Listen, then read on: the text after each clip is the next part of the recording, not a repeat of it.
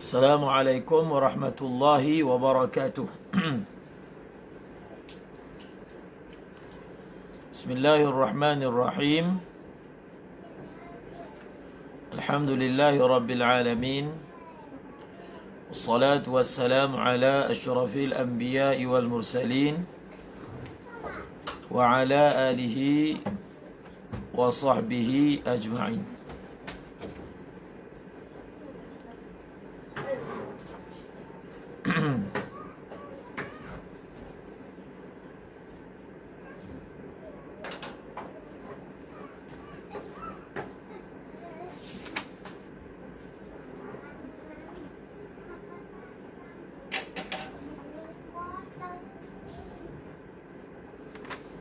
Alhamdulillah, bersyukur kita pada Allah Subhanahu wa taala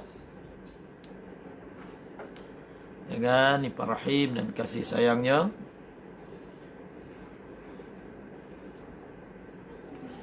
kita dapat menyambung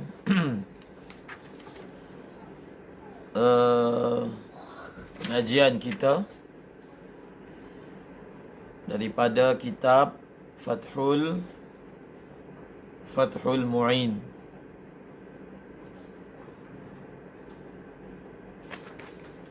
Jadi semalam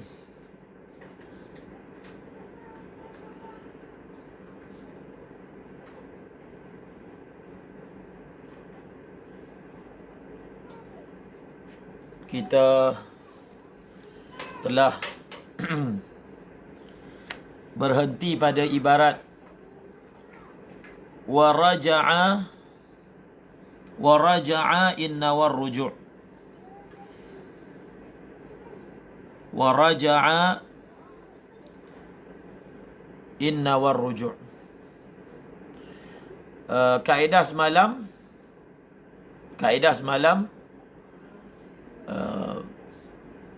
wajib membayar zakat fitrah. Wajib membayar zakat fitrah orang yang kita wajib menanggung nafkahnya. Orang yang kita tidak wajib tanggung nafkahnya, maka tidak wajib untuk dibayar zakat fitrahnya.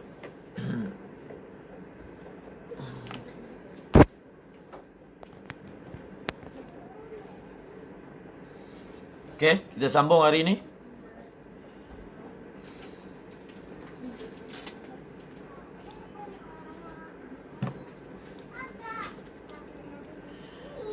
Wa fitratu waladiz zina.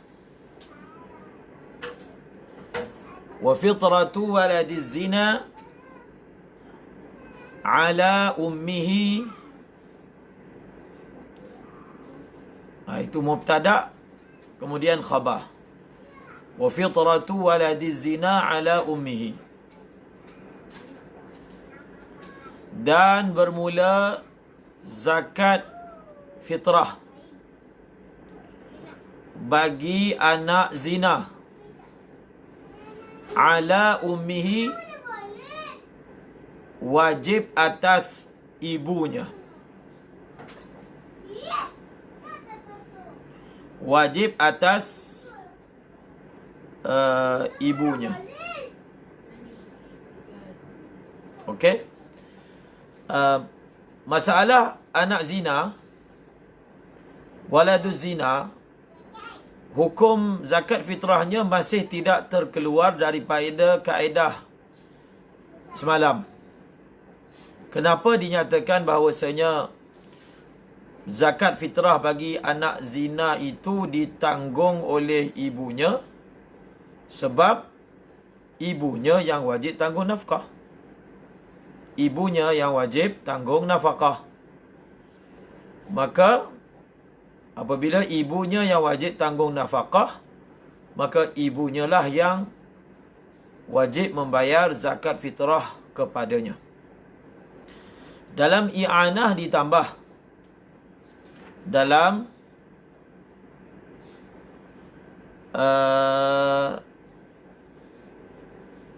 i'anah ditambah waladul mula'inah. Ditambah apa? Waladul mula'inah. Waladul mula'inah. Apa maksud waladul mula'inah? Anak kepada perempuan yang berlaku li'an antara dia dan suaminya. Antara dia dan suaminya. Maka seperti mana kita belajar dalam bab li'an. Ingat balik bab li'an. Apabila suami melakukan li'an, kemudian dia menafikan anak, dia melakukan nafi walad.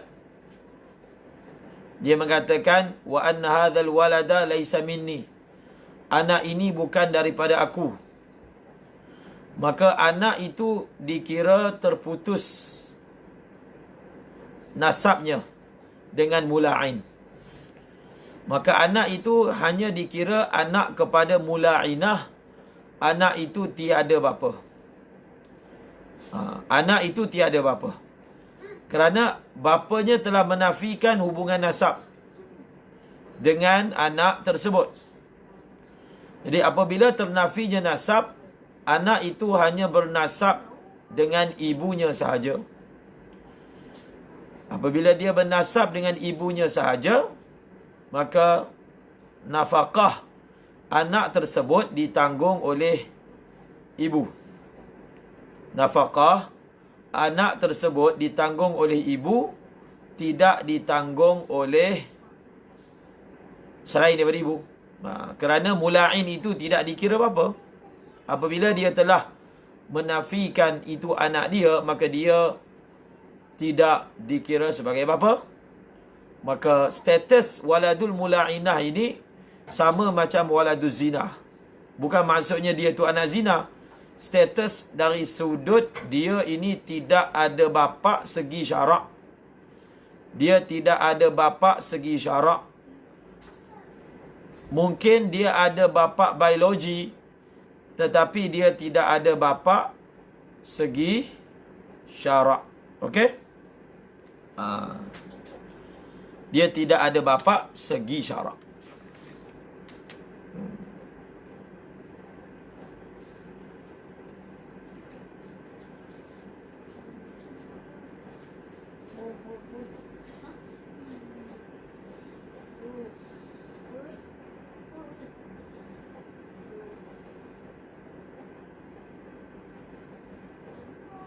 Okey. Semalam, kalau masih ingat, kita menyebut bahawasanya kewajipan kaedah yang mengatakan siapa yang kita wajib tanggung nafkahnya, maka kita juga wajib tanggung fitrahnya. Kaedah itu ingat tak? Kaedah itu hanya kaedah aghlabiyah. Kaedah itu hanyalah kaedah aghlabiyah, bukan kaedah kuliah. Jadi bila kaedah itu adalah kaedah aghlabiyah, maka sudah tentu ada surah-surah yang dikecualikan. Apa maksud surah-surah yang dikecualikan? Kita wajib tanggung nafkah orang tersebut, tetapi kita tidak wajib bayar zakat fitrahnya. Contoh yang pertama. Contoh yang pertama ialah apa? Isteri kepada hamba. Contoh yang pertama ialah isteri kepada hamba. Hamba, dia wajib tanggung nafkah isterinya, tetapi dia tidak wajib tanggung fitrah isterinya. Ini surah yang pertama yang merupakan mustathnah. Okey? Ini surah yang pertama yang merupakan surah yang dikecualikan. Wajib tanggung nafkah, tetapi tidak wajib tanggung zakat fitrah. Surah yang pertama. Surah yang kedua adalah apa? Zaujatul Ab. Zaujatul Ab. Allahu Akbar.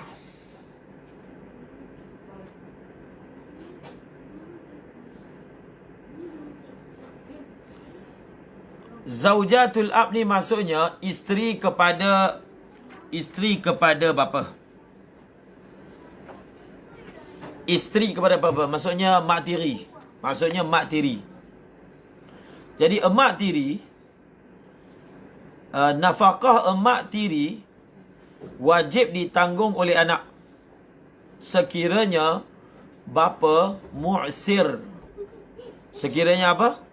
Sekiranya bapa mu'sir, dia tidak boleh tanggung nafkah isteri dia, dan isteri dia tu ibu tiri kita, maka tanggungjawab nafkah kepada ibu tiri tadi wajib ditanggung oleh anak.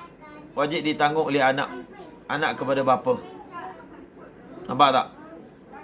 Wajib ditanggung oleh anak kepada bapa. Tetapi zakat fitrah ibu tiri itu, zakat fitrah ibu tiri itu tidak wajib dibayar oleh apa? Oleh anak. Itu contoh yang kedua. Contoh yang ketiga ialah apa? Mustawladah, ummu walad. Ummu walad kepada bapa. Jadi bapa ada ummu walad, yang sepatutnya nafkah ummu walad tersebut ditanggung oleh bapa sebagai tuan. Tetapi bapa tidak mampu, mu'sir, maka nafkah ummu walad itu wajib ditanggung oleh anak kalau anak itu musir. Seperti mana anak wajib tanggung nafkah ayah kalau ayah mu'sir, payah, miskin, maka anak juga wajib tanggung nafkah isteri kepada ayah. Isteri kepada ayah maksudnya mak tiri. Tetapi dalam bab pembayaran zakat fitrah, anak tidak wajib tanggung. Anak tidak wajib tanggung.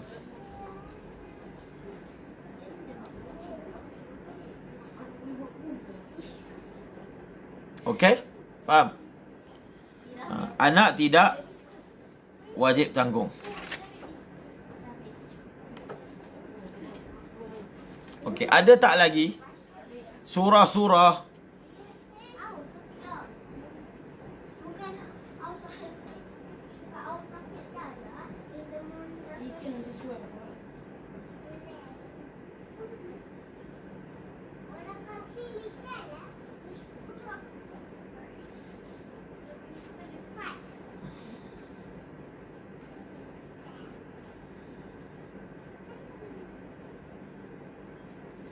ada tak surah yang lain yang dikecualikan? Isteri yang kafir. Isteri yang kafir. Betul?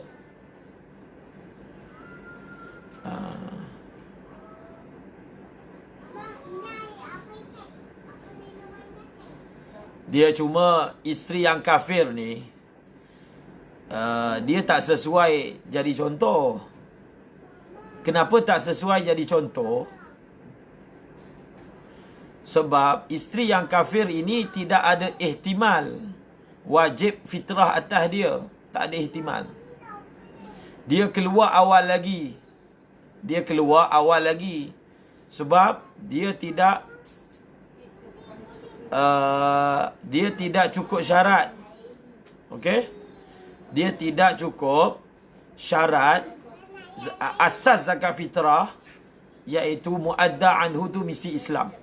Ya, sebab tu ulama tak bagi contoh dalam masalah isteri itu adalah ahli kitab, kitabiyah.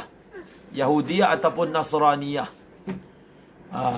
Okey, Muhammad Yunus. Jadi isteri yang kafir itu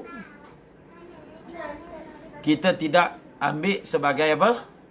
Sebagai contoh. Kemudian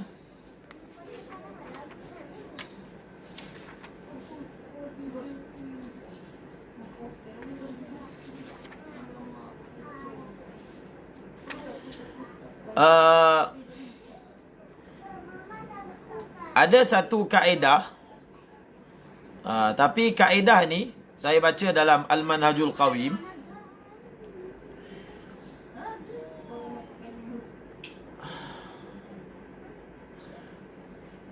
Orang yang mana nafkahnya wajib ditanggung oleh Baitul Mal ataupun wajib ditanggung oleh orang Islam, maka orang yang nafkahnya wajib ditanggung oleh Baitul Mal ataupun wajib ditanggung oleh orang kaya daripada kalangan orang Islam. Okey? Wajib ditanggung oleh orang kaya daripada kalangan orang Islam.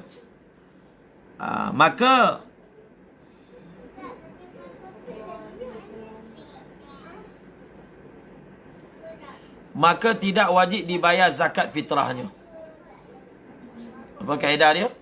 Orang-orang yang nafkahnya wajib ditanggung oleh Baitul Mal ataupun wajib ditanggung oleh mayasiril muslimin, maka tidak ada zakat fitrah untuknya kalau dia itu fakir. Ini menarik ni ibarat ni. Ibarat dia, wala tajibu fitratu man wajabat nafaqatuhu fi baitil mal au 'alal muslimin. Jadi ibarat ni pegang tentang masalah orang yang mana nafkah dia ditanggung oleh Baitul Mal ataupun nafkah dia ditanggung oleh orang-orang Islam. Maknanya orang-orang kaya atas kewajipan sosial, maka dia kena menanggung nafkah mereka tersebut. Okey, contohnya apa?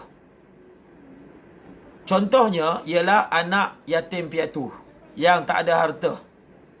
Anak-anak di rumah kebajikan, laqit. Anak-anak laqit.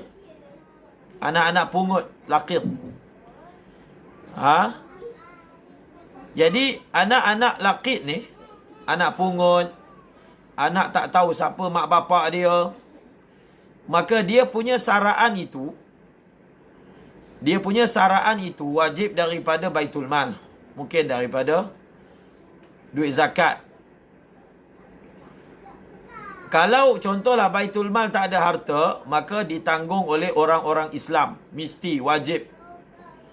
Jadi contohnya anak pungut itu, anak yang tak tahu mak bapak ni, misalnya dijaga oleh satu orang, ambil jadi anak angkat. Maka orang itu mengambil tanggungjawab untuk memberi nafkah kepada dia. Tetapi dari segi teknikal fiqahnya, zakat fitrah orang tersebut, nampak tak?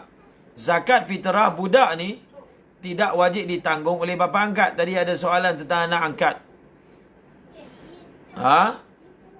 Maka anak angkat yang jenis sebenarnya, anak angkat yang jenis tak tahu mak bapak itu, nafkahnya ditanggung oleh orang Islam. Jadi kalau ada orang ambil inisiatif tanggung nafkah dia, dari segi teknikalnya dia tak ada zakat fitrah untuk budak tu. Tak ada. Jadi kalau nak bagi ada zakat fitrah untuk budak itu, kita jadikan budak tu kaya. Bagi dia jadi ada duit. Anak yatim piatu tu dia jadi ada duit lebih. Mengikut syarat yang kita akan baca nanti. Maka budak tu, dia bayarlah zakat fitrah atas diri dia sendiri. Okey, kita tamlikkan. Nampak tak? Tapi kalau kita sebenarnya tak wajib pun bayar zakat fitrah untuk dia, tapi kita bayar juga, daripada segi hukumnya pembayaran zakat fitrah itu dikira tidak sah lah. Okey, pembayaran zakat fitrah itu dihukum sebagai tidak sah.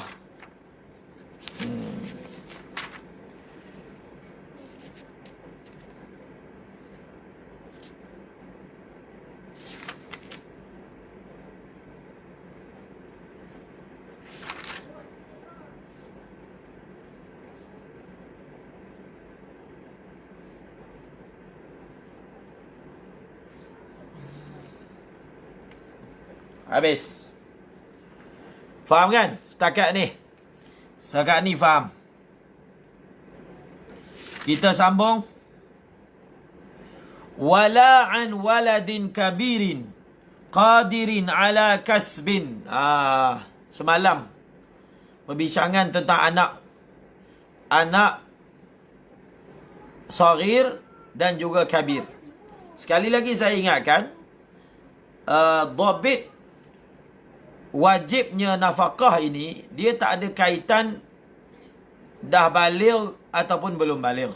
Kita tidak jadikan saghir dan kabir itu sebagai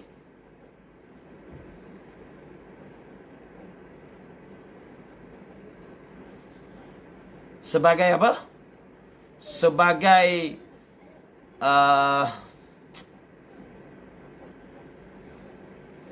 dhabit. Tapi dhabit dia apa? Al-faqru, tak ada harta. Jadi kalau dia kecil ada harta, maka apa dia? Maka tak wajib ditanggung nafkah. Kalau dia besar, tak ada harta tapi mampu bekerja, pun tak wajib tanggung nafkah. Sebab itu dia dua, al-faqru dan juga adamul qudrati alal kasbi. Okey? Jadi kalau berhimpun dua-dua itu, maka barulah wajib ditanggung nafkah. Tapi kalau satu sahaja yang ada, dia fakir, tapi dia mampu, ditanggung nafkahnya.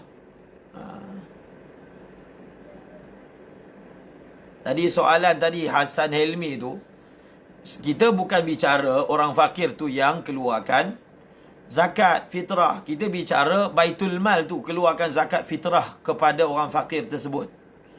Sebab kalau pakai kaedah siapa yang tanggung nafkah dia, orang tu yang kena bayar zakat fitrah. Jadi dalam surah, orang fakir yang ditanggung oleh Baitul Mal, adakah Baitul Mal kena keluarkan juga peruntukan untuk zakat fitrah? Itu persoalan dia, bukan persoalan.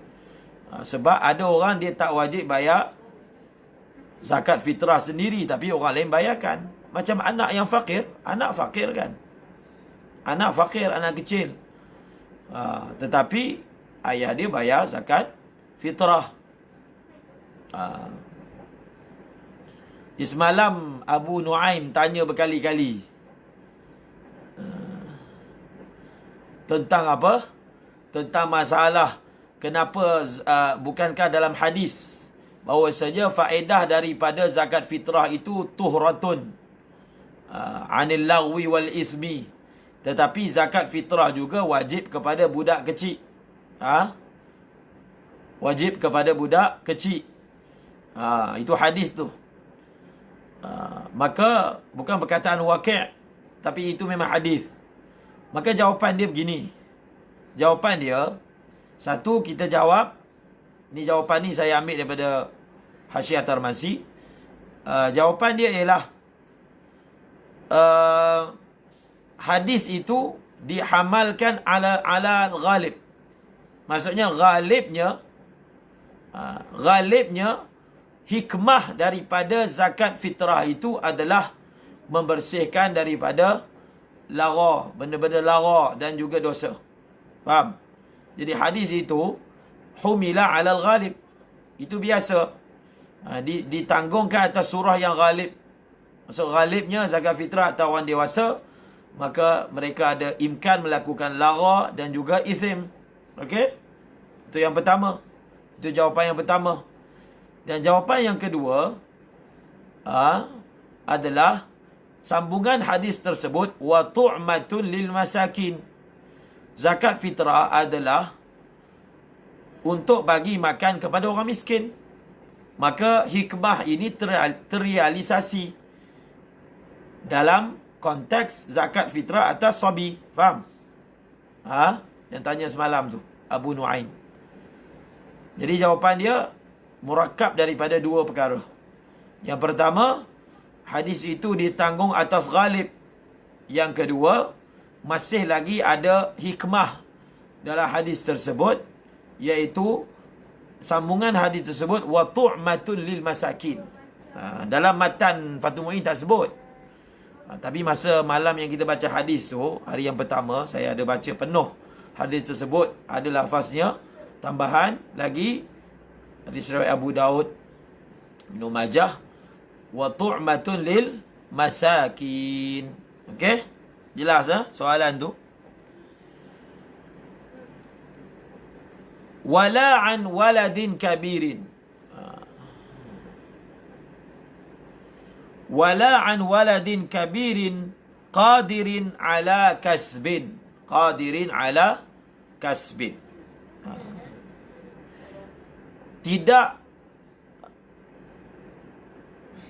Tidak wajib zakat fitrah. Wala an ni ataf kepada wala tajibu. Wala tajibu. Okey? Wala an ni ataf kepada wala tajibu. Dan tidak wajib zakat fitrah an untuk anak yang sudah besar. Yang besar maksudnya dah baligh dan dia mampu untuk bekerja. Dan dia mampu untuk bekerja.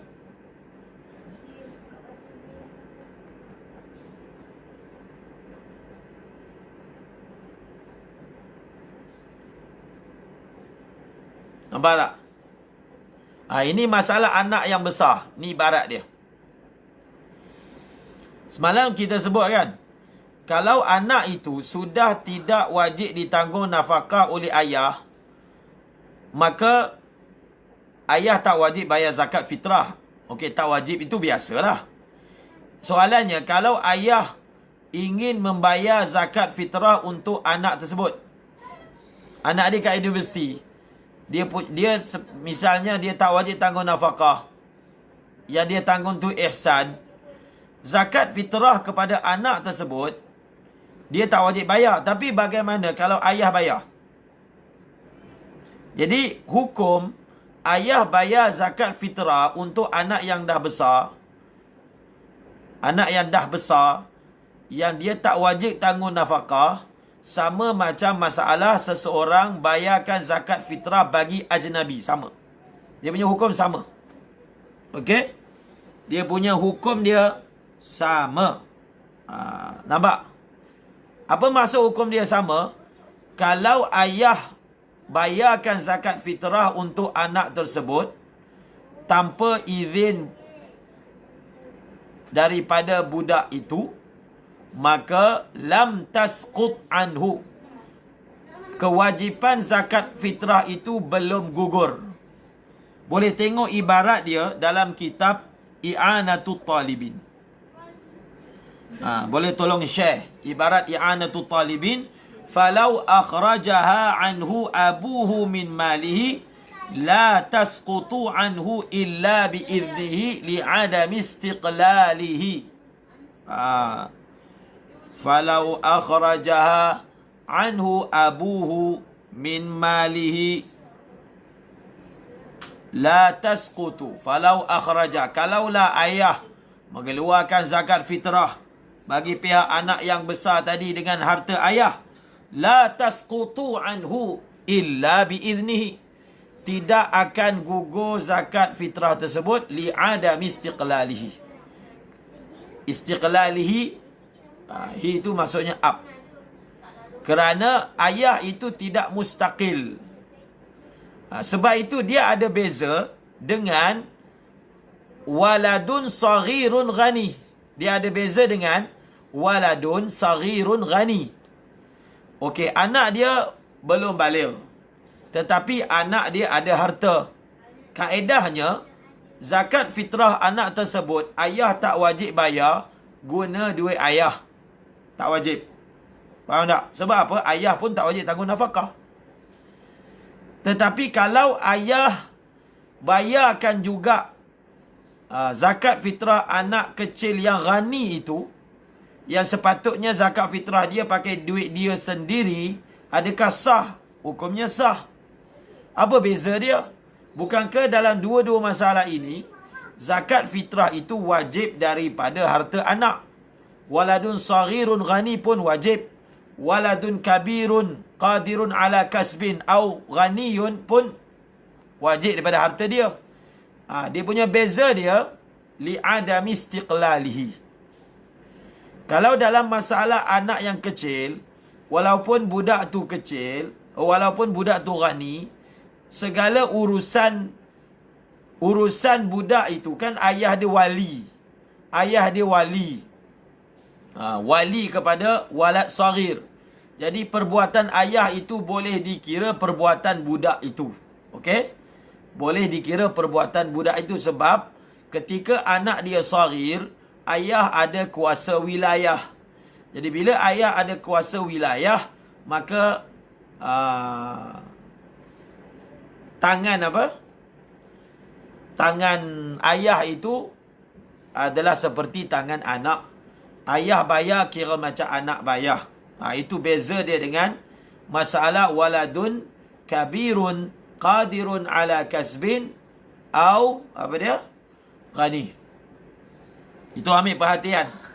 Siapa yang ayah dia duk bayar lagi zakat fitrah dulu-dulu, sebelum minta izin dia kena qada.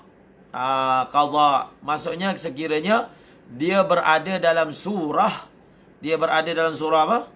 Dia berada dalam surah tidak wajib ditanggung nafkah oleh ayah dia. Okey? Dan sebab apa kena izin? Saya dah sebut semalam. Zakat fitrah ini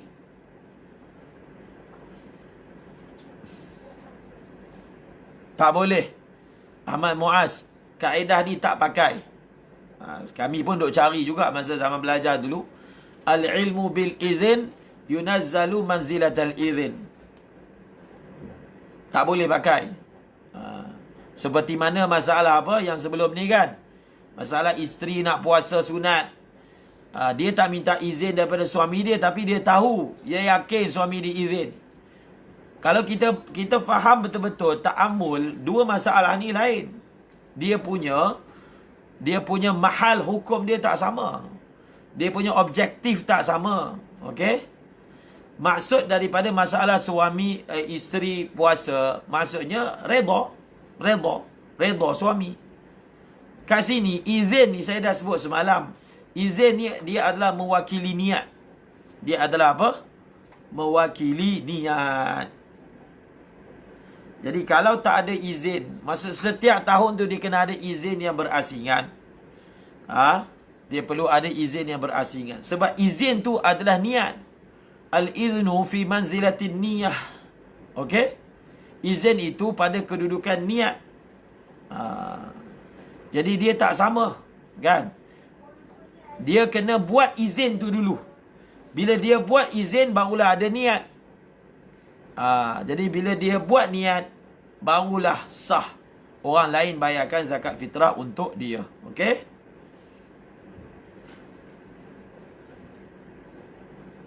Yalah, semalam itu kita ada bincangkan tentang masalah kalau budak itu memang wajib ditanggung nafkah walaupun dia kabir semalam kan, dalam masalah belajar agama yang ada nijabah, maka itu jelas.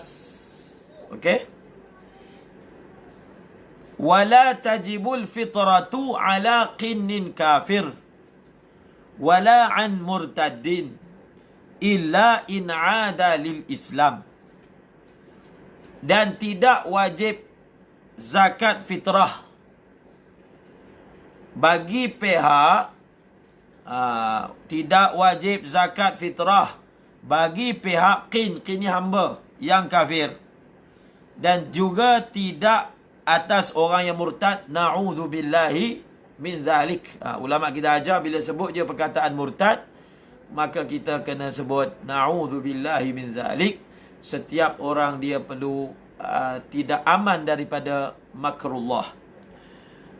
Tidak wajib zakat fitrah untuk hamba yang kafir. Jelaslah. Jelas. Kalau saya tanya pun semua boleh jawab. Kenapa elak dia? Tidak wajib zakat fitrah untuk hamba yang kafir. Betul tak? Tak wajib. Sebab dia kafir. Kan syarat muadda anhu mesti Islam. Jadi walaupun itu hamba dia tapi kafir, tak adalah zakat fitrah untuk hamba tersebut. Wala an murtad. Na'udzubillahi min zalik. Dan juga tidak wajib zakat fitrah untuk orang yang murtad. Untuk orang yang murtad. Untuk orang yang murtad. Sama ada orang yang murtad itu hamba dia, orang yang murtad itu na'udzubillah anak dia, tapi anak dia macam mana pula murtad? Ayah dia misalnya, ayah dia yang dia tanggung murtad, maka tak wajib. Illa in 'ada lil Islam, kecuali dia kembali memeluk agama Islam. Okey. Satu perkara yang kita akan selalu jumpa dalam kitab fiqh,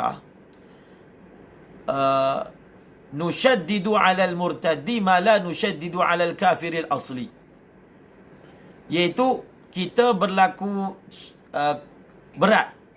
Kita bertaamul dengan syadid terhadap orang murtad, tidak seberat kita berinteraksi dengan orang kafir asli. Kafir asli memang daripada awal kafir. Murtad ini murtad. Jadi sebenarnya kalau orang kafir dia memeluk agama Islam, adakah dia wajib mengqadha zakat-zakat yang dia tak bayar masa dia kafir? Ialah dia orang kaya. Tidak, tak wajib qadha. Semayang tak wajib qadha. Tetapi orang murtad, semayang yang dia tak buat masa dia murtad, masa dia masuk Islam semula, dia kena qadha. Zakat yang mana? Yang dia tinggalkan masa dia murtad, maka nanti bila dia masuk Islam, dia kena qadha. Jadi itu yang dimaksudkan. Maksud ibarat ni, kita tak wajib bayar, kita tak wajib bayar zakat fitrah untuk orang yang murtad. Fil hal, sekarang ini tak wajib bayar. Tetapi tidak bermakna gugur. Beza tu. Sebab itu dalam kitab i'anah dia guna ta'bir wa zakatuhu mauqufatun. Dia punya zakat itu mauqufah, tergantung. Kewajipan tu jadi tergantung. Yang pasti sekarang tak wajib bayar, tapi akan datang bergantung adakah dia masuk Islam balik. Maka kalau dia masuk Islam balik, maka yang lepas-lepas itu semua wajib dibayar. Kalau kita belajar tentang status harta orang murtad. Status harta orang murtad. Status harta orang murtad ni, kalau kita bayar tak sah. Kepada orang murtad, bayar juga tak jadilah. Dia tak jadi zakat fitrah. Okey, macam bayar pada orang kafir, tak jadi. Ulama khilaf tentang status harta orang murtad.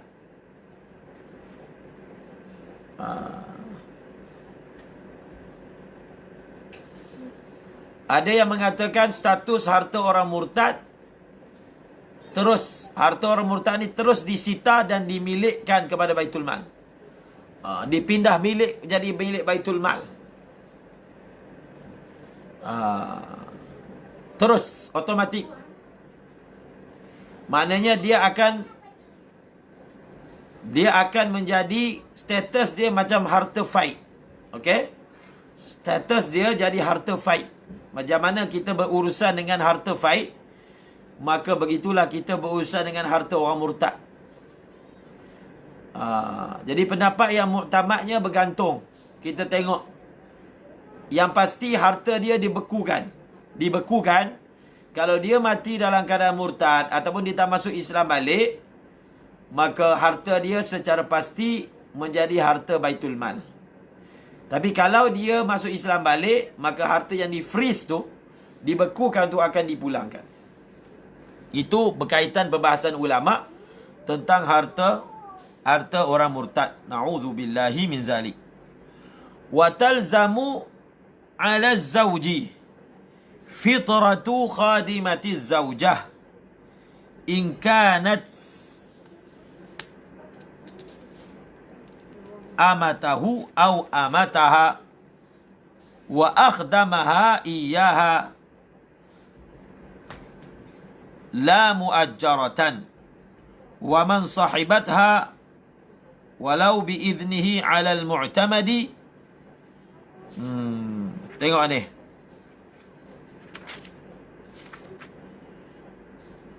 Wa talzamu 'ala az-zawj. Wajib atas suami. Wajib atas suami membayar zakat fitrah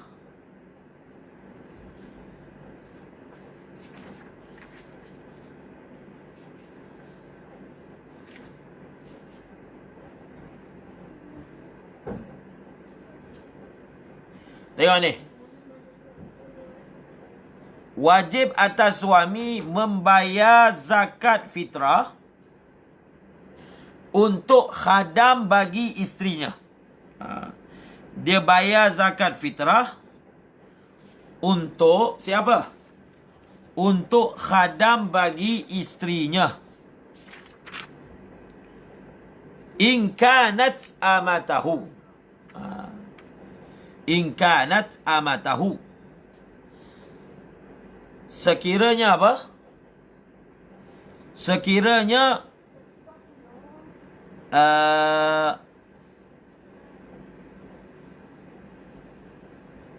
sekiranya khadam itu adalah hamba dia ataupun hamba kepada isteri, tetapi dia telah mengkhidmatkan isteri itu dengan hamba tersebut.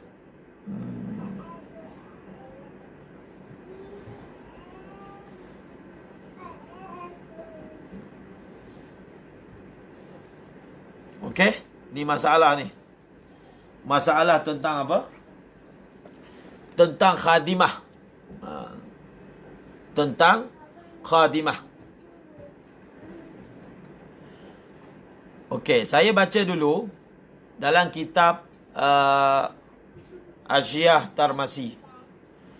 Walau lazimahu ikhdamu zawjatihi fa in akhdamaha amataha lazimahu fitratuha aidan au ajnabiyatan fala.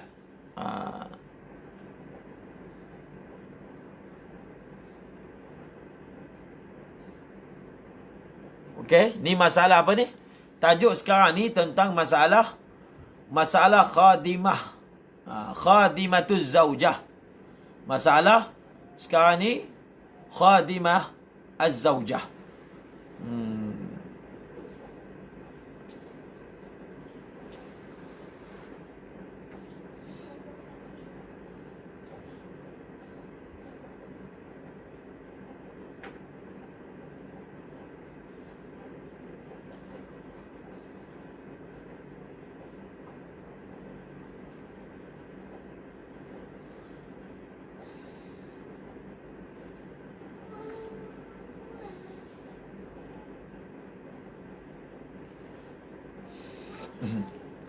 Okey.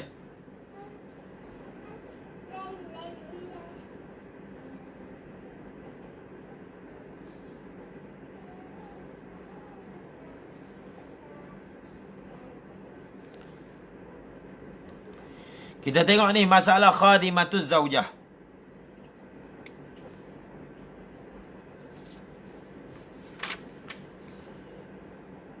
Wajib atas suami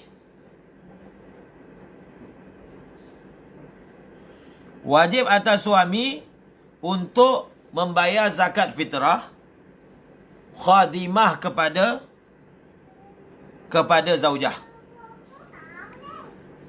In kanat, tengok ibarat saya, in kanat amatahu, kalaulah khadimah itu ialah hamba kepada lelaki tersebut, au amataha, ataupun dia adalah apa, hamba kepada isteri tersebut, wa akhdamaha iyah, dan dia telah menjadikan hamba isteri tersebut khadimah kepada apa? Kepada isterinya.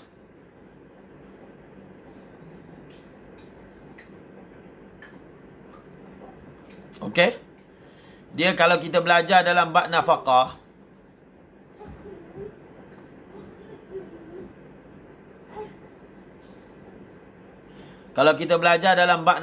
kan,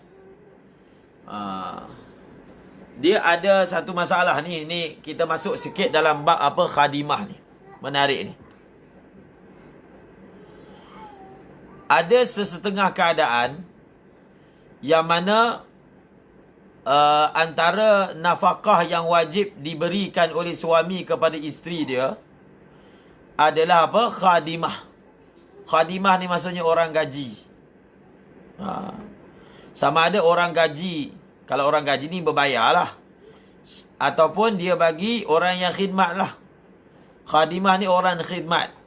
Sama ada orang yang khidmat tu hamba, ataupun orang yang khidmat tu orang merdeka. Jadi kalau orang yang khidmat tu orang yang merdeka, maknanya dia itu muajjarah. Dia itu orang gaji, berbayar. Jadi dalam ada faedah sikit. Maksudnya bilakah lazim bagi suami untuk ikhdam zaujatih. Maknanya memberi orang gaji kepada isteri dia. Syarat pertama dia bi'ankanat hurratan. Dia ini adalah orang yang merdeka, bukan hamba. Dan syarat yang kedua, wa mithluha tukhdamu adatan fi baiti abiha mathalan.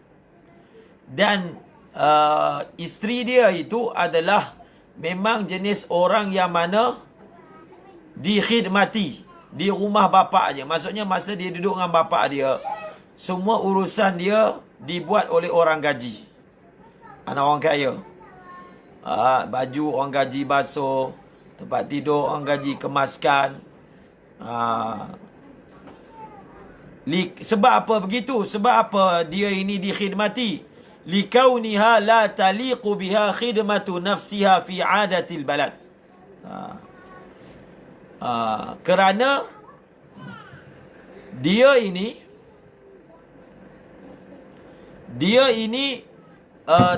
tak layak. Dia punya status dia ni tak adat tempat tersebut bukan jenis orang buat kerja pakai tangan sendiri.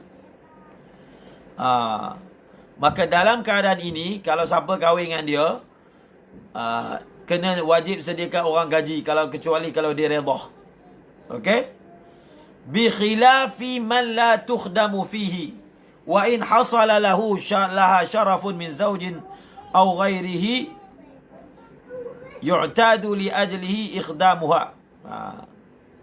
Maksudnya kalau dia itu memang adatnya di rumah bapaknya dikhidmati, maka kena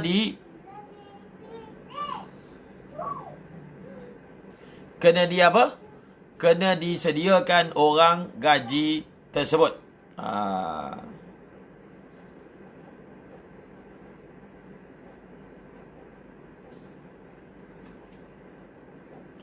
Jadi di sinilah nampak tak? Di sinilah yang berlaku persoalan ni.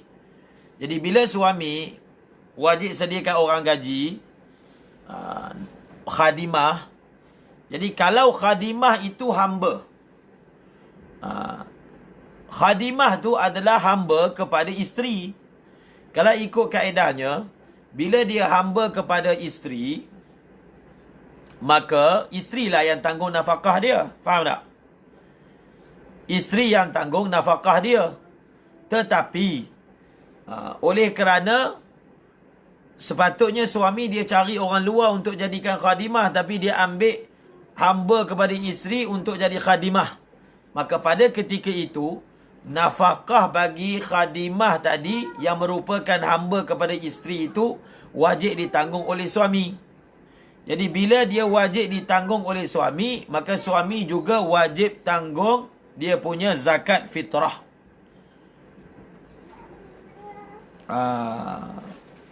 Faham tak? Wajib dia tanggung zakat fitrah.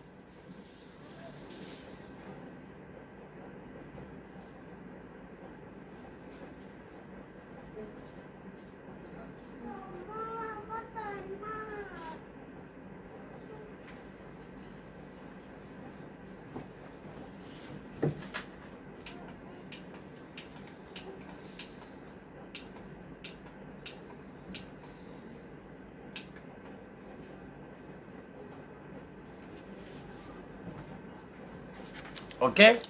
Faham tak? Setakat ni faham ni masalah ni. Dia masalah ni jadi macam asing ni. Sebab dia kadang tak berlaku dalam uruf kita, jadi payah nak faham. Okey, la muajjarah. La muajjarah wa man sahibatha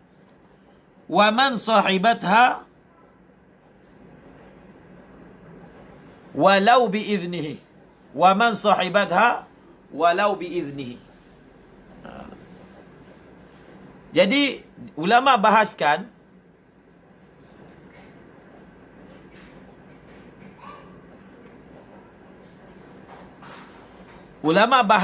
tentang masalah apa? Masalah muajjarah. Masalah muajjarah. Maksudnya orang gaji. Mudahnya sekarang ni orang gaji lah. Zakat fitrah orang gaji, adakah kita wajib tanggung? Jawapannya tak wajib.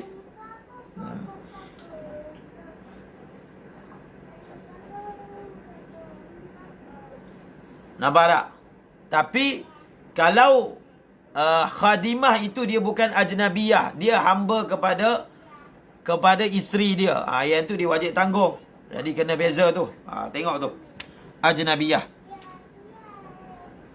Kemudian wa man sahibatha la muajjaratan wa man sahibatha walau biiznihi 'alal mu'tamad.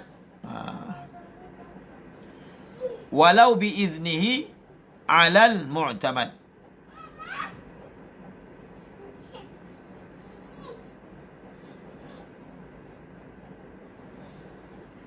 Apa maksud waman sahibatha? Jadi waman sahibatha ni dia punya ayat tak jelas sangat. Jadi kita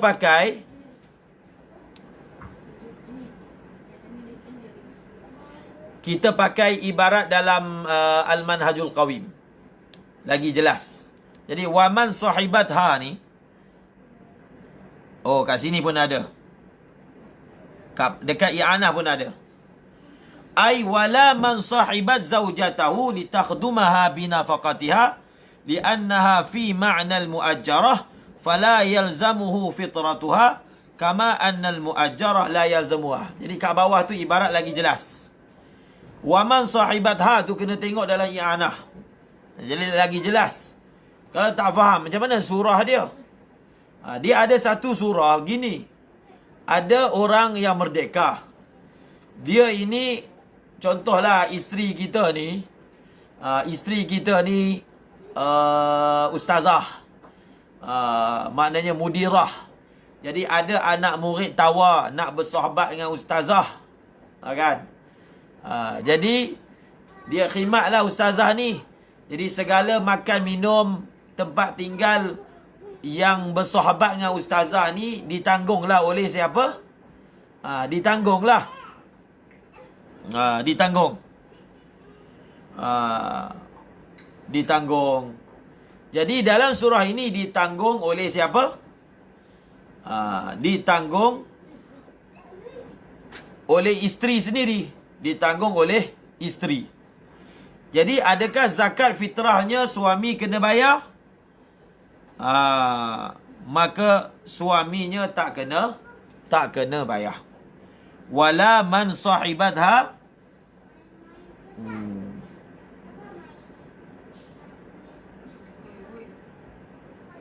man sahibatha litakhdumaha binafaqatiha.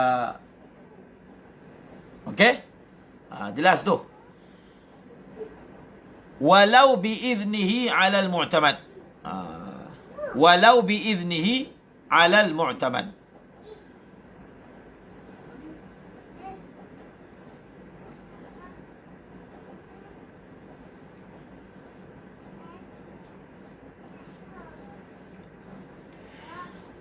Jelas. Okey, seterusnya.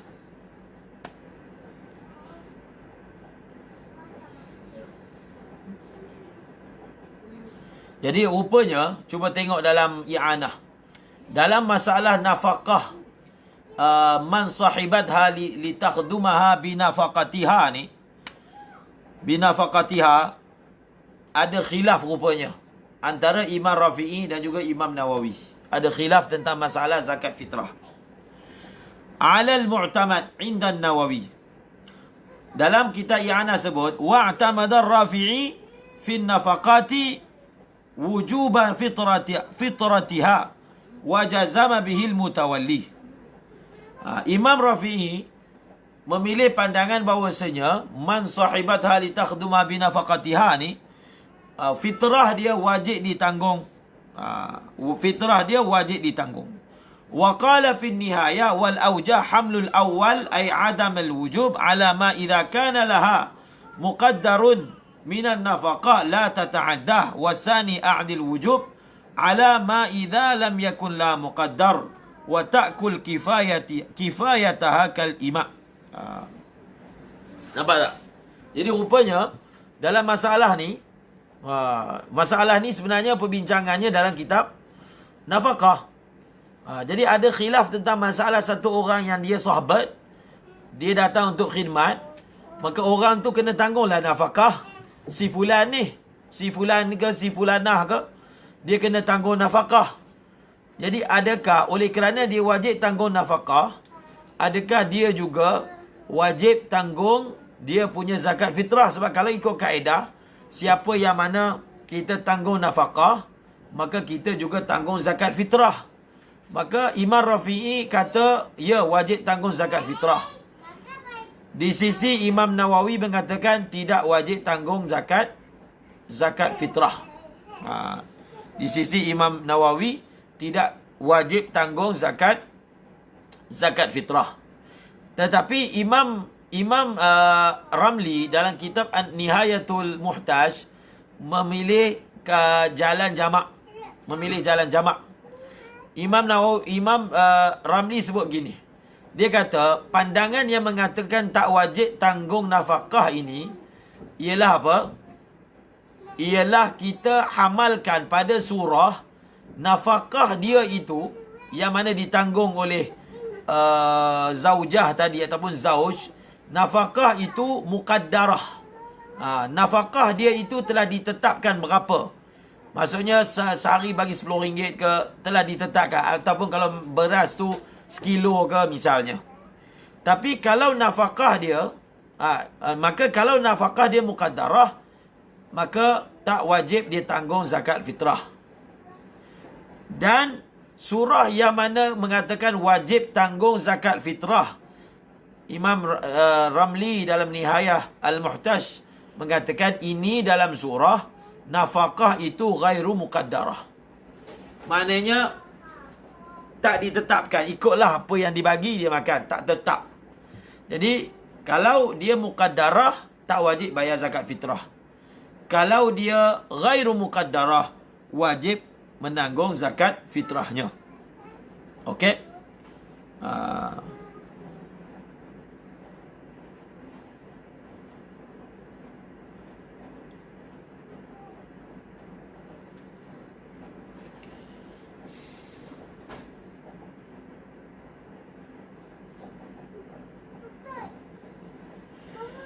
wa 'ala sayyid fitratu amatihi al-muzawwajah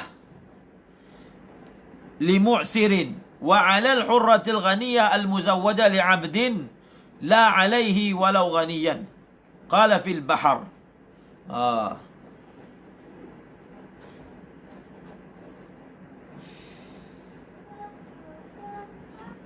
Muhammad Hasan Hilmi, walaupun dengan izinnya.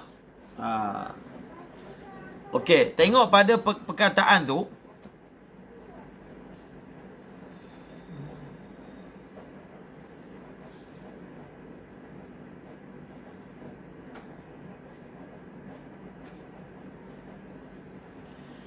Walau biiznihi tu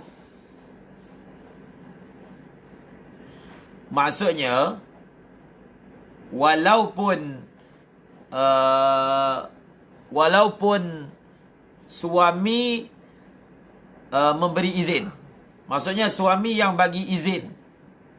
Suami yang memberi izin untuk ada satu orang dia nak bersahbah dengan isterinya dan isterinya wajib tanggung nafkahnya. Maka dia kata walaupun dengan izin suami. Walaupun dengan izin suami, tetap tidak wajib ditanggung apa? Ditanggung nafkahnya. Sebab apa? Dia gini. Kalau tengok dalam I'anatul Talibin, dia kata yang lebih aulanya kita tak payah letak perkataan walau.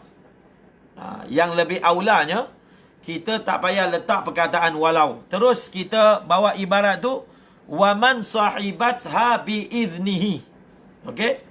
Waman sahibatha bi idnihi. Faham tak? Sebab apa? Dalam I'anah kata walau bi idnihi ni aulanya tak payah bubuh lah. Tak payah. Kita terus guna ibarat waman sahibatha bi idnihi. Cukup. Sebab apa? Tengok sebab apa? Sebab apa aulanya tak ada walau? Sebabnya memang khilaf berlaku kalau suami bagi izin. Kalau suami tak bagi izin, benda tu tak masuk dalam perbincangan. Tak masuk dalam perbincangan. Itu memang awal lagi tak ada.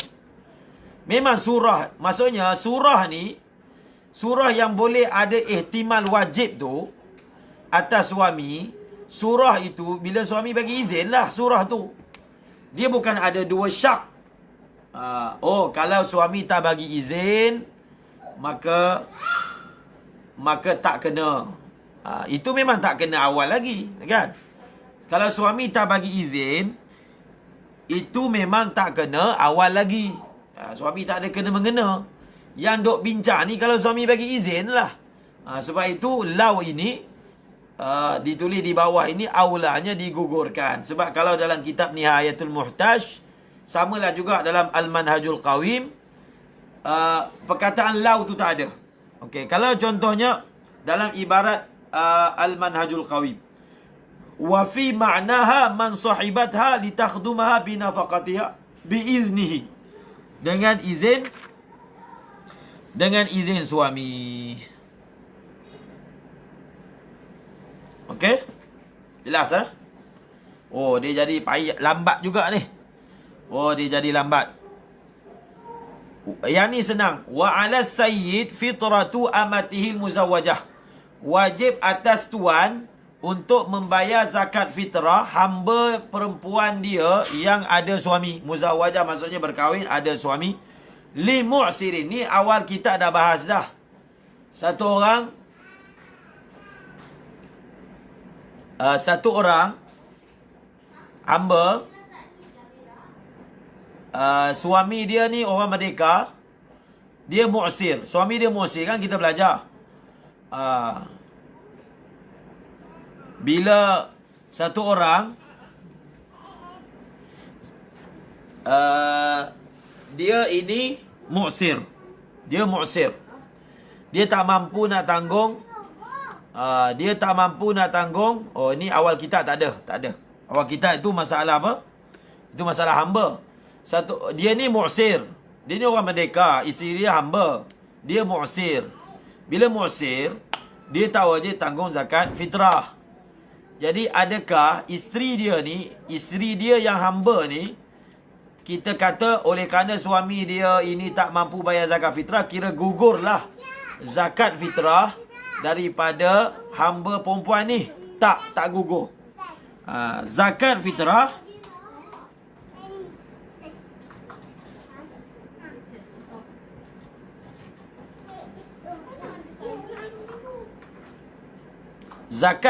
apa? Ditanggung oleh tuan.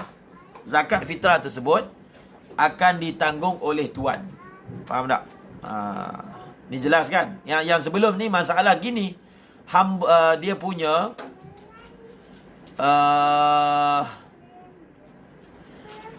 punya suami dia hamba. Dia punya suami dia hamba kan? Hamba lagi lah. Hamba kalau isteri dia tu hamba juga, maka zakat fitrah dia tuan tanggung. Kalau isteri dia merdeka, maka isteri tanggung sendiri.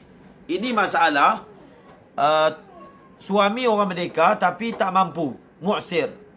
Maka zakat fitrah isteri dia yang hamba itu wajib ditanggung oleh tuan. Tapi kalau isteri dia hamba, dia itu musir, mampu, maka ditanggung oleh siapa? Oleh dia lah sendiri, suami. Wa 'alal hurratil ghaniyatil muzawwajah li 'abdin la 'alaihi walau ghaniyan.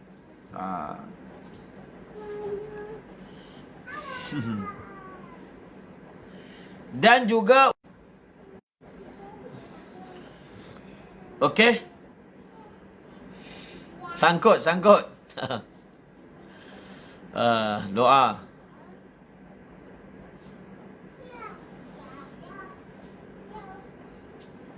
Dia perkataan walau ghaniyan tu ada iskal.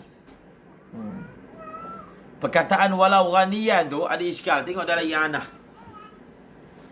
Siapa faham iskal dia? Perkataan walau ghaniyan tu ada iskal. Siapa faham iskal dia?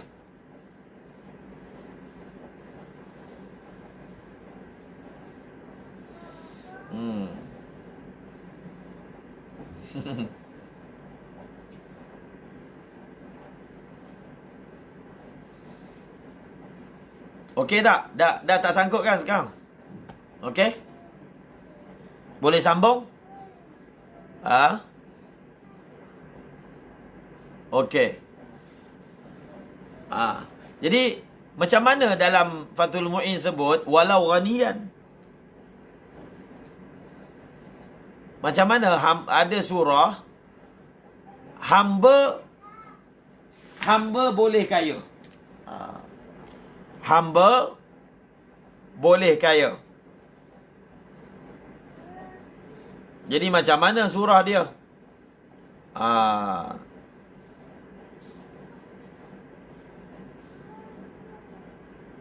Jadi sebab itu dalam i'anah dia kata ini mahal ta'ammul. Dia kata walau ghaniyan ni kita boleh hamalkan atas qaul qadim. Semalam kan saya sebut ada khilaf qaul qadim dengan qaul jadid. Qaul qadim mengatakan kalaulah tuan memilikkan sesuatu kepada hambanya, maka hamba tu boleh memiliki. Wa in mallaka sayyiduhu malakah. Jadi itu jelah cara untuk nak hamalkan ibarat dia. Nak hamalkan ibarat walau ghaniyan tu atas qaul qadim. Okey? Qaul qadim ya.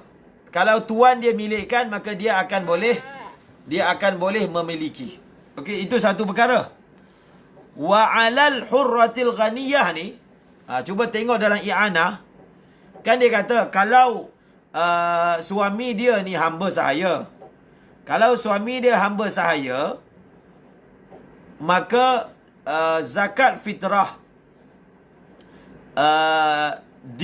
suami dia tak wajib tanggung. Kalau dia tu kaya, dia wajib tanggung zakat fitrah dia sendiri. Ini wa 'alal hurratil ghaniyah ni dhaif. Pendapat ni dhaif. Ini pendapat Imam Rafi'i. Pendapat yang muktamadnya pendapat Imam An-Nawawi, sekiranya satu orang suami miskin tak mampu bayar zakat fitrah isterinya, maka isterinya tak wajib bayar zakat fitrah sendiri. Tak wajib bayar zakat fitrah sendiri walaupun isteri itu kaya. Jadi wa 'alal hurratil ghaniyah ni dhaif. Wa 'alal hurratil ghaniyah ni dhaif. Okey? Pendapat ni dhaif.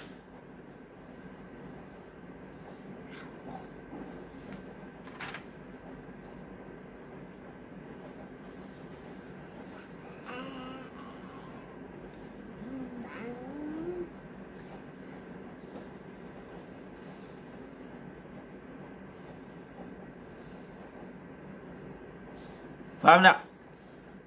Pendapat ini dhaif.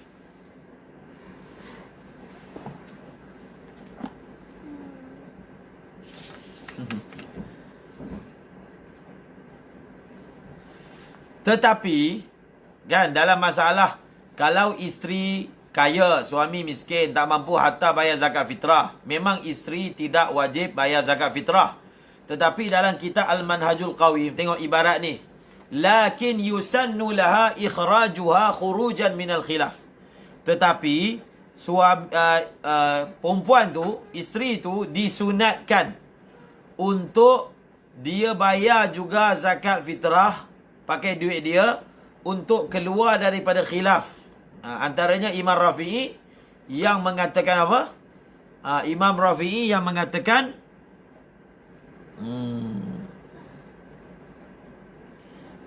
mengatakan bahawasanya apa?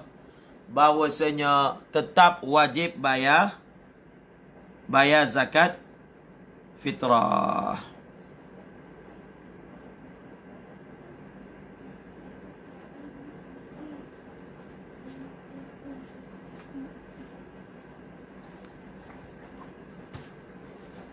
Okey.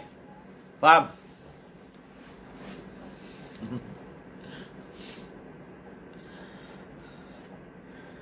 Allahu Akbar.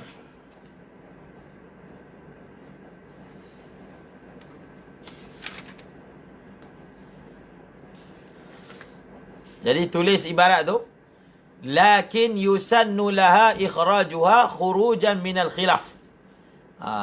Tetapi disunatkan juga bagi isteri itu untuk apa? Dia keluar daripada khilaf.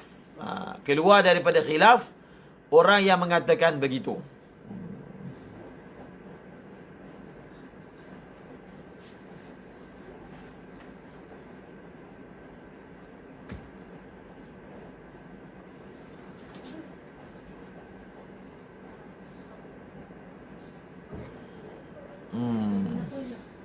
Oh, gini.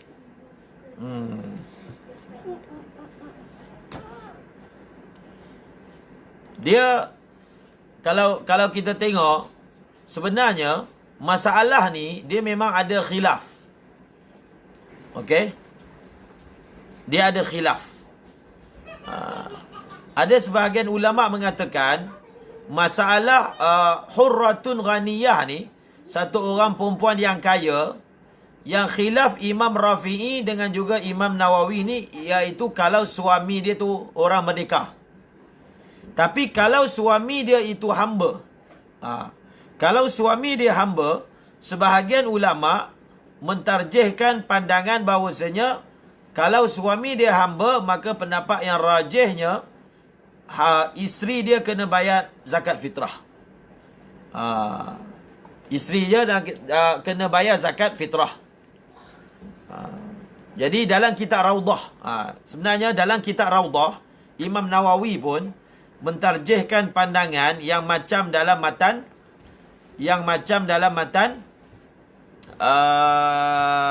matan Fathul Mu'in. Maksudnya mereka bezakan antara masalah hurratun ghaniyah zaujuha hurrun mu'sir, dengan hurratun ghaniyah zaujuha abdun.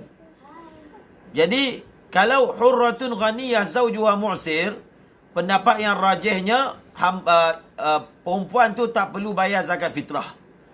Tapi kalau suami dia itu hamba, pendapat rajihnya dia kena bayar zakat fitrah. Ada khilaf. Maksudnya Imam Nawawi dalam Minhaj sebut tak kena. Dalam kitab Rawdah sebut kena. Jadi sebab itu tak ada masalah lah. Maknanya kalau pengarang Fathul Mu'in dia pilih pandangan bahawasanya kena, maksudnya atas pandangan satu kumpulan ulama dalam mazhab Syafi'i, dan Imam Nawawi dalam setengah kitabnya pun mentarjihkan pandangan ini. Mentarjihkan pandangan ini. Okey? Habis. Qala fil bahar. Kita baca sikit lagi.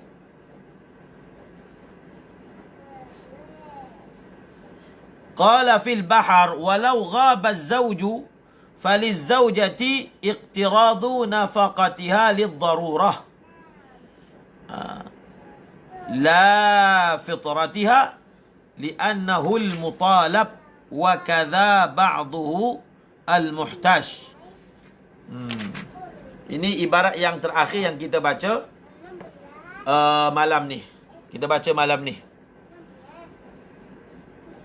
Faliz zaujah, maka boleh bagi isteri iqtirad, meminjam nafkahnya. Nafkah yang wajib atas dia lid darurah. Bila ni? Walau ghabaz zauju. Ini pun masalah nafkah. Okay, saya nak bagi satu faedah. Dia kaedah nanti kita akan belajar kalau ada rezeki. Kalau ada rezeki kita akan belajar. Satu poin yang saya selalu ingatkan pelajar, dia ada, walaupun kita belajar bab zakat kan, tapi kefahaman bab zakat fitrah ni bergantung kepada kefahaman kita tentang bab nafkah. Dia bergantung. Jadi ada masalah-masalah yang macam ni banyak dalam fiqah. Nak faham masalah ni kena faham bab lain. Sebab itu adalah tidak cukup satu orang apabila dia mengatakan saya ni nak hanya khusus belajar bab ni. Dia kadang-kadang banyaklah dalam bab baik kita tengok. Nak faham bab baik kena faham bab nikah. Nak faham bab ni kena faham bab, contohnya semalam kan. Semalam tak wajib bayar zakat fitrah kepada isteri yang nusyuz. Jadi macam mana kita nak faham nusyuz tu apa? Kena buka bab nusyuz. Kita gunakan kaedah dalam belajar ni, kalau belajar fiqah, kita belajar semua bab. Tanpa tinggal, walaupun bab hamba. Ada kecenderungan zaman sekarang ni, kita belajar bab fiqah, tapi kita tinggalkan bab hamba. Kita mengatakan hamba ni tak wujud. Sedangkan, kalau kita langsung tak belajar bab hamba, kita telah meninggalkan belajar satu juzuk daripada Al-Quran dan satu juzuk daripada hadis. Sebab dalam Quran sebut tak hamba, dalam hadis sebut tak hamba. Jadi ilmu tentang hamba ni adalah ilmu Al-Quran dan hadis. Jadi meninggalkan pelajaran bab hamba ini, ada setengah sarana sekarang moden punya pelajaran fiqh, tinggalkan terus bab hamba.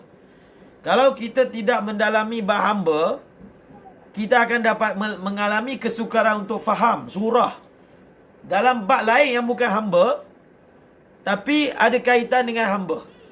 Jadi kita nak taswir jadi payah nak nyatakan.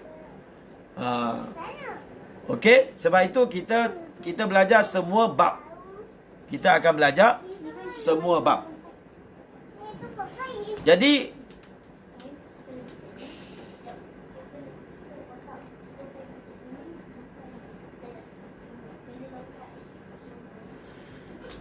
dan hamba akan wujud lagi pada masa yang akan datang. Bahkan sekarang ni pun hamba ada.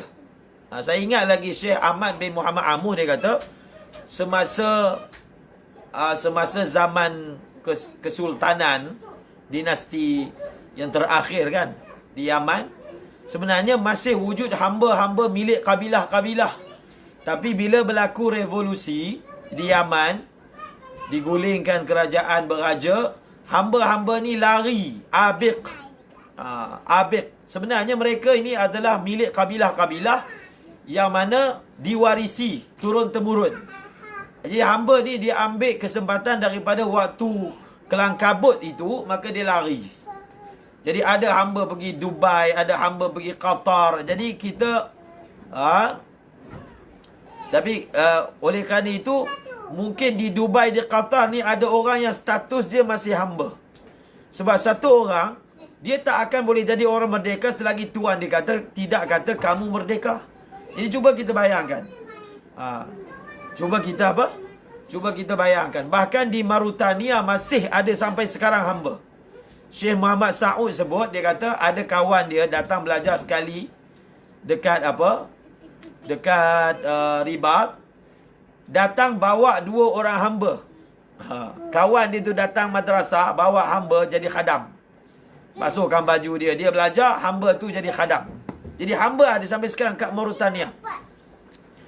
Jadi meninggalkan pelajaran hamba, saya bagi contoh, dia akan menyebabkan kita tak faham bab lain. Sebab itu kita belajar fiqh semua bab. Semua bab, kalau kita nak tekuni, mungkin kita boleh pilih bab tertentu, tapi kena belajar semua bab. Kita kena belajar semua bab. Okey, saya nak sebut satu masalah. Masalah nafkah. Dalam zakat kita, kalau ada rezeki, kita belajar tentang asnaf. Antara orang yang mana tak boleh terima zakat adalah apa? Makfiyun binafaqati qaribihi alwajibah. Makfiyun binafaqati qaribihi alwajibah, ataupun zaujah. Satu orang yang mana dia dicukupkan dengan nafkah yang wajib. Makfiyun binafaqatin wajibah. Orang yang mana dia mendapat nafkah yang wajib dan cukup, maka dia tidak boleh terima zakat. Dia tak boleh terima apa? Tak boleh terima zakat. Jadi kalau ditanya soalan kan, kadang-kadang orang bagi zakat dekat madrasah. Boleh tak isteri kita ambil zakat sebagai asnaf, fakir dan miskin? Tak boleh. Isteri kita tak boleh ambil zakat. Suami boleh. Jadi hati-hati madrasah yang ada ustazah tu, alimah. Jadi bila zakat diberikan, maka isteri tak boleh ambil zakat.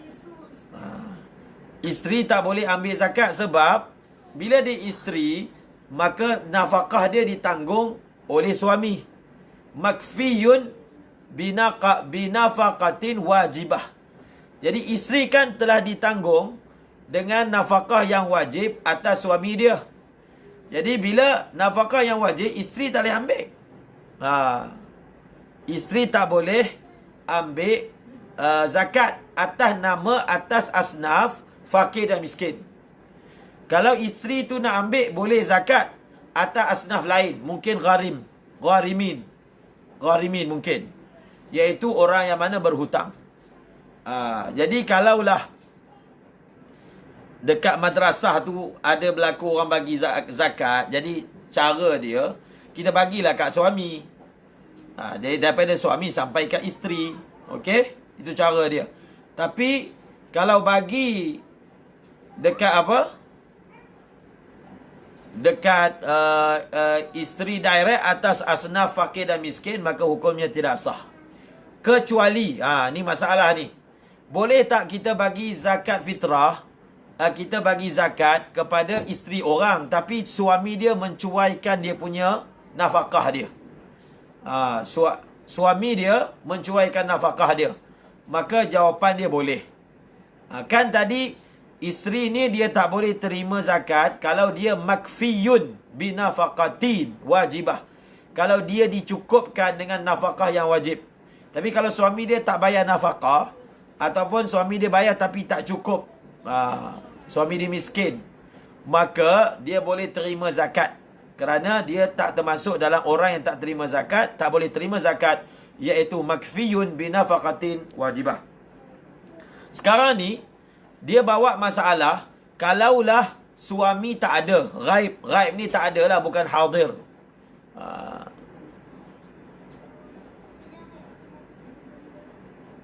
maka isteri ini dia boleh meminjam nafkahnya lid-darurah la fitratiha li'annahu al-mutalab.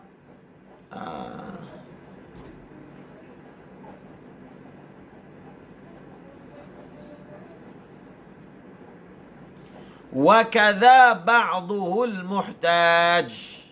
Khalas. Khalas.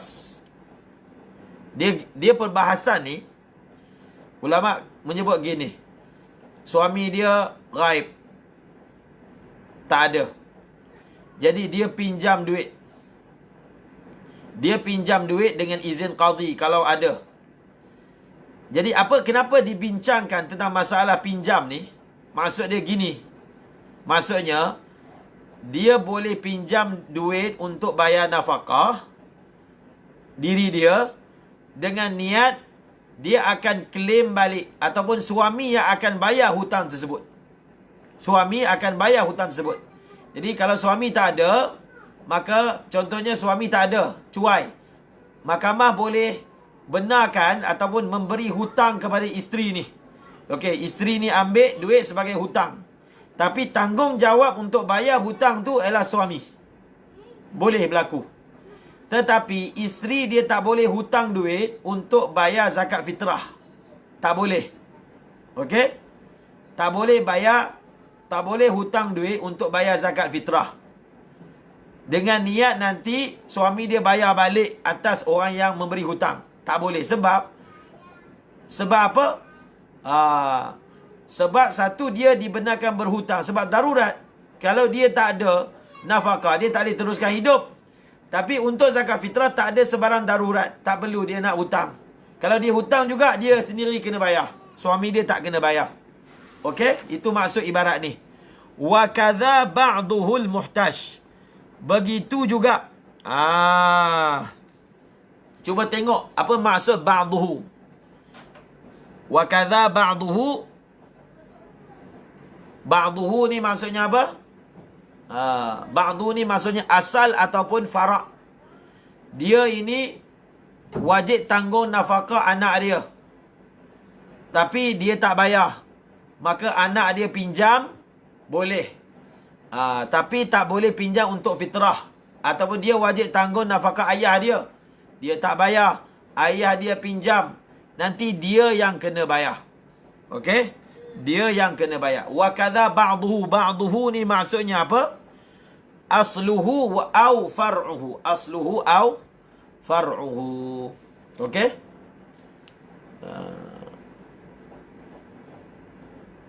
Jadi kenapa dibahaskan masalah ni? Dia nak terangkan kalau isteri hutang juga untuk bayar zakat fitrah, maka hutang tu isteri yang kena bayar. Sebab tak ada darurat. Okey? Tak ada darurat.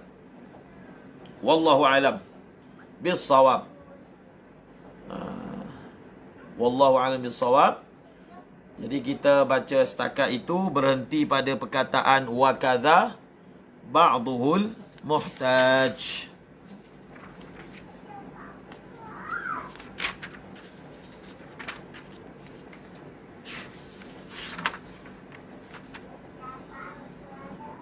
Dia bab zakat ni cabaran dia lagi besar daripada bab apa ni, puasa. Tak pastilah kita boleh baca ke lepas habis zakat fitrah ni. Jadi doakan esok boleh keluar. Doakan esok boleh keluar.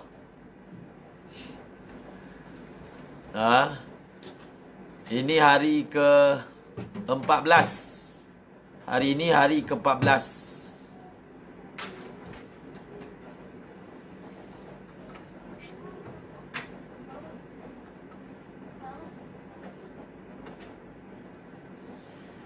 Jadi hari ini hari ke-14.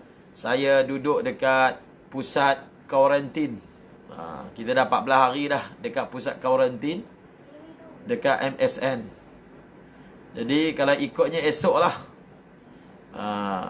Esok kita keluar. Tapi masih lagi kita tunggu keputusan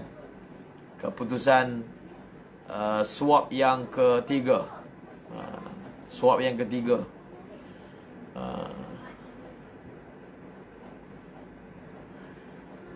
Jadi sebenarnya kita dekat Seri Petaling ni, kita dah sebulan tak pergi kedai. Dah sebulan.